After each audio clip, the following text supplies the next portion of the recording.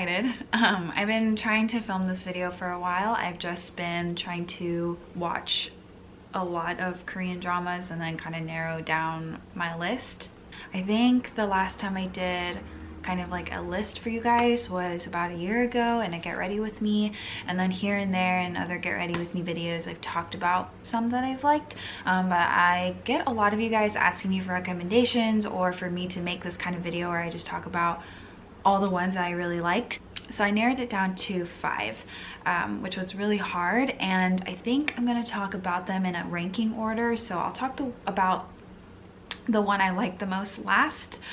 Yeah, let's just do it that way. And also I just wanted to say that I've written summaries of each one on my phone, and that's so I don't ramble. And also I tried really hard to make sure that I'm summarizing and that I'm not gonna spoil anything, but if you feel like I've spoiled something, I wanted to apologize in advance. I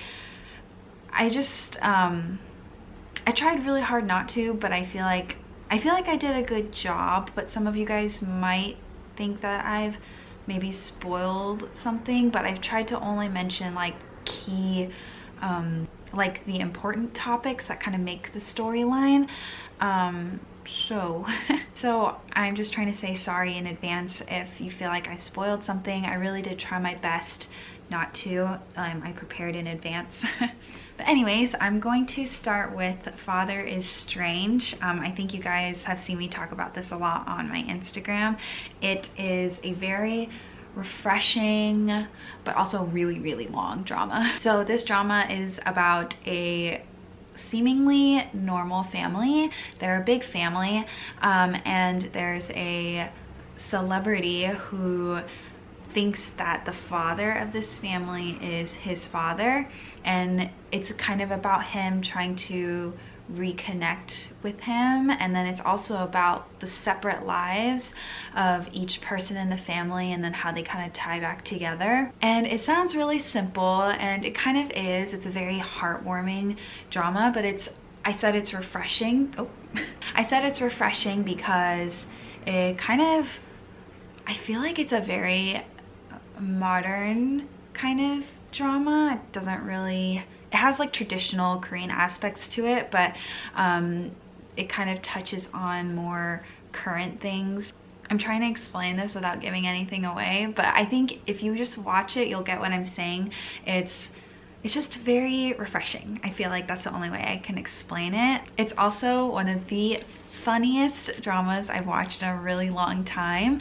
I laughed so much in this, and I don't really cry at a lot of things, but I did tear up a little bit at this one. The father in this is a very good actor. I really, really liked him, and he just made me feel a lot of feelings. So yeah, I definitely recommend this one. It was so funny and so touching, and there's definitely romance in it, but that's not kind of that's not like the focal point of the drama. So yeah. So the next one I want to talk about is called Hwayugi, or the Korean Odyssey, I think. So this is actually something I'm watching right now. It's an ongoing drama, and if you guys have seen it, I feel like you guys would know why I like it. It has a very goblin vibe to it. So it's about a girl who is special in that if she's eaten by like a demon or a spirit or a deity, they become all powerful. So sorry, I'm just trying to summarize this. So basically what happens is when she's young, she meets this demon, and then years later they meet again, and he becomes bound to her as her protector. So that's kind of the storyline to it. Yeah, I definitely call this kind of a fantasy romantic comedy kind of drama, and it just reminds me so much of Goblin, that like not the storyline in general, but just kind of like the vibes I get from it that I can't stop watching. I will say though, I personally don't really like the girl, the main character girl. I don't know why. I don't really enjoy her character, and I don't really feel like she has a lot of chemistry with the lead male actor, but I still really like it, and it's really popular on Viki, which is the site that I watch it on. So I definitely would recommend it. I feel like it's really fun. It's just a really fun drama. I don't necessarily think it's like tear-jerking, but it's very fun to watch. All right, so the next one is Cheese and the Trap, and I cannot remember if I've mentioned this on my channel before, but I watched this a long time ago and I really liked it. So this one, I think many of you guys have heard it. I actually think I started watching it because some of you guys recommended it to me, but I wanted to talk about it just in case some of you guys haven't watched it. So this drama is about a college girl, and she runs into a sunbae, or like an older like student. So basically what happens is she kind of has like this awkward and negative experience with him, and then for some reason he just keeps bothering her and she doesn't really know why, and it's kind of like he's just this weird, dark, mysterious person, and I guess it's like a coming of age kind of story where like we just kind of follow these characters, but I feel like you should watch this because the second lead syndrome in this is very strong. I never experienced that feeling before where you just ship the main character with the second lead, but in this one I feel like a lot of people agree that she and the second lead are just so cute together. So if you're gonna watch this, I feel like you should watch it just for that, because it was just... So the next one actually just finished, and it's called Go Back Couple. I binged it in like a day. But this one is about a married couple who met in college, and then they file for divorce out of anger and resentment towards each other. Then suddenly, because of some supernatural thing, their souls go back in time to